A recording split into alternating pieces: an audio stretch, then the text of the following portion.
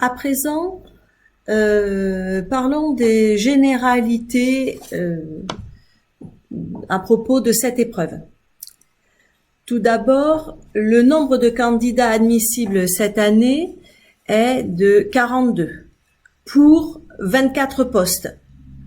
On parle ici des candidats et des postes concernant le privé. Les notions au programme sont la religion, le désir, l'état, le temps, et pour cette année, puisque tous les 2 ans on renouvelle un petit peu par tiers, cette année donc en plus, la vérité et la liberté. Le temps donné pour préparer cette épreuve est de 2 heures et la prestation par la suite doit durer 30 minutes. 30 minutes, pas plus, pas moins, nous y reviendrons par la suite, suivi d'un entretien qui peut durer 45 minutes. Alors, sur ce temps de prestation orale et cet entretien, un petit peu plus de précision. J'ai dit tout à l'heure, pas plus, pas moins, pas exactement. Pas plus, oui, c'est une certitude. On doit se fixer de ne pas dépasser les 30 minutes, car on risque de toute façon d'être stoppé par le jury et de ne pas pouvoir conclure sa séance. Donc ça, c'est vraiment une limite qu'il faut absolument se donner. Ça veut dire qu'on vient avec une montre que l'on pose devant soi sur le bureau et on doit pouvoir gérer ce temps. Ça fait partie aussi des capacités d'un enseignant, la gestion du temps. C'est normal qu'on attende cela d'un candidat. Pas moins, bon, pas exactement. On a une marge de manœuvre qui est petite, on va dire 5 minutes à peu près. On peut très bien envisager qu'une séance soit très satisfaisante et dure aux alentours de 25 minutes. Bon. Attention néanmoins à ce qu'une séance courte ne soit pas synonyme d'insuffisance. Donc, il faut essayer de caler sa séance dans une fourchette qui va de 25 à 30 minutes. Alors, souvent, les candidats me demandent comment utiliser ces 30 minutes dans la prestation orale. C'est toujours très difficile et dangereux aussi de donner un moule. Hein. Donc, je ne fais que vous donner une idée. Et ça ne doit rester qu'une idée. On peut envisager 5 minutes pour l'introduction, 20 minutes pour le développement, le corps de l'étude, et 5 minutes de plus pour la conclusion. Mais là encore, ce ne sont que des grandes lignes à avoir en tête, et ce serait véritablement néfaste de tenter à coller exactement sur ce temps-là. Parfois, on peut trouver nécessaire, et ça peut être nécessaire, de prendre un peu plus de temps sur l'introduction, ou à l'inverse sur la conclusion. Bien, ce qu'il faut garder à l'esprit, comprendre avec cette proposition que je vous donne, c'est simplement une proportion du temps qui est donné pour chaque partie. Bien sûr que le corps de l'étude doit être le plus large vis-à-vis des autres parties, à savoir introduction et conclusion. À propos de l'entretien à présent, l'objectif de l'entretien est de revenir sur d'éventuelles lacunes ou d'éventuels manques et peut-être aussi d'éventuelles erreurs. Alors tout d'abord, les lacunes ou manques. Si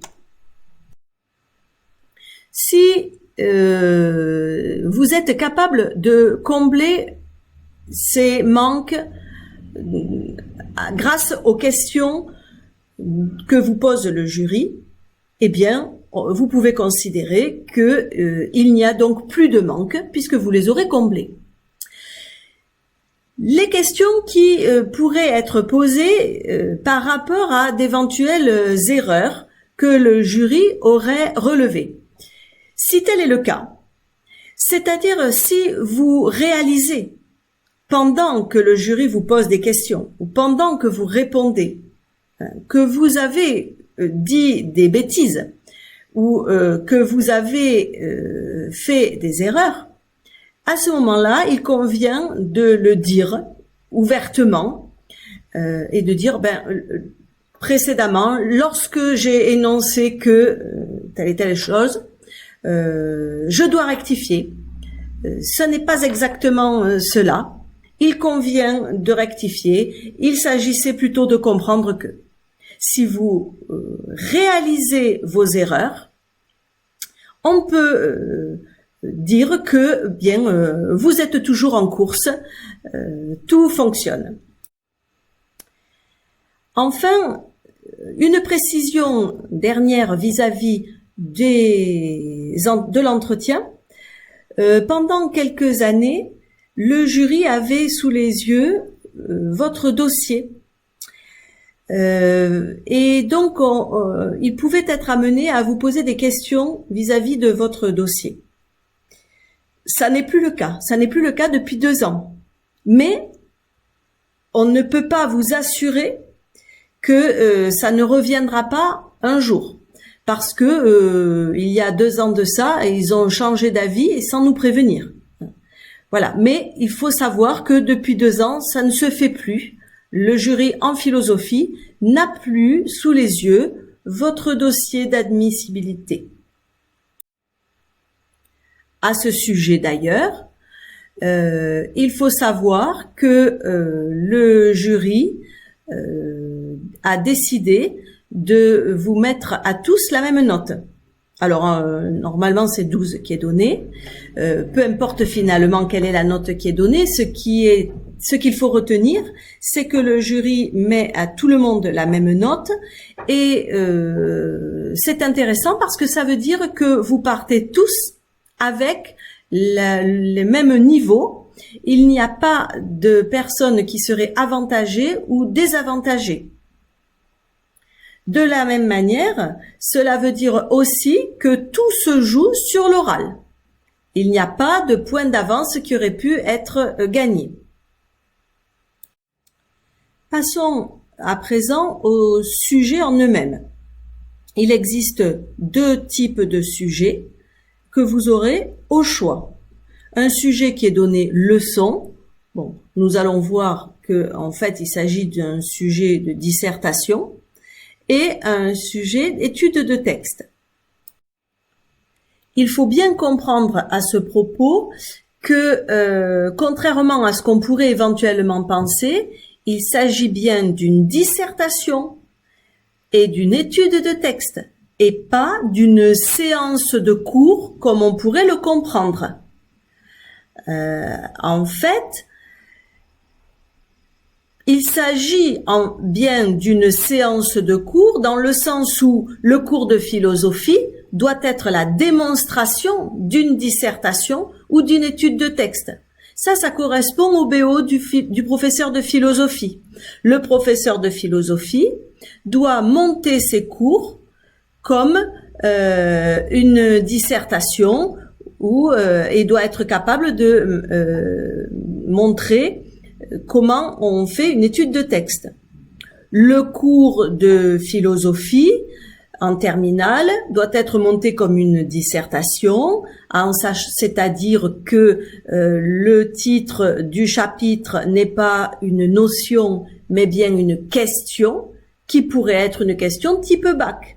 Et la façon dont le cours va se dérouler, progresser, correspond à la façon dont on traite une question dans une dissertation. En ce sens, cela n'a rien d'étonnant que les épreuves demandent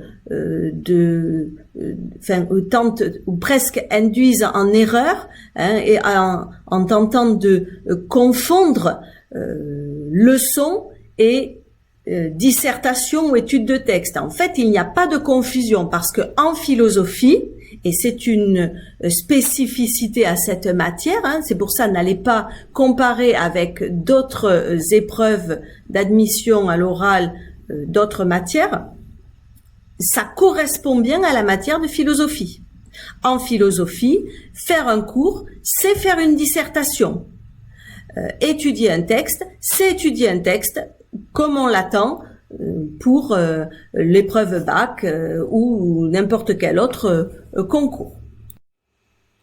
Ce qui veut donc dire qu'il s'agit d'avoir une bonne, voire très bonne connaissance des notions au programme de la terminale, ainsi que de ses auteurs. Puisque lors de l'entretien, on peut être interrogé sur le contenu en lui-même, mais sur d'éventuelles notions ou liens, ou auteurs, en lien avec ce programme de la classe de terminale. Mais à aucun moment vous ne devez dire j'utiliserai ce texte dans un chapitre en lien avec telle notion, etc. Pas de lien avec une sorte de leçon, pas de lien avec une certaine pédagogie. Le principe étant que la philosophie est en elle-même pédagogique. Il s'agit donc d'une épreuve qui valide un savoir-faire en philosophie, des connaissances universitaires et des connaissances et des savoir-faire liés à l'enseignement de la philosophie en terminale. En effet, il s'agit donc de démontrer qu'on est prêt à enseigner. Pour cela, il faudra parler avec clarté, en tentant de ne pas lire ses notes. Il faut montrer une certaine aisance vis-à-vis de son étude et employer un bon vocabulaire. Ainsi, les exigences de cette épreuve d'admission ont pour point de départ les exigences des épreuves du bac que l'on va vous demander de maîtriser parfaitement. Vous devez être capable et donc montrer votre capacité à enseigner selon les exigences du bac, puisque le professeur est modèle en philosophie.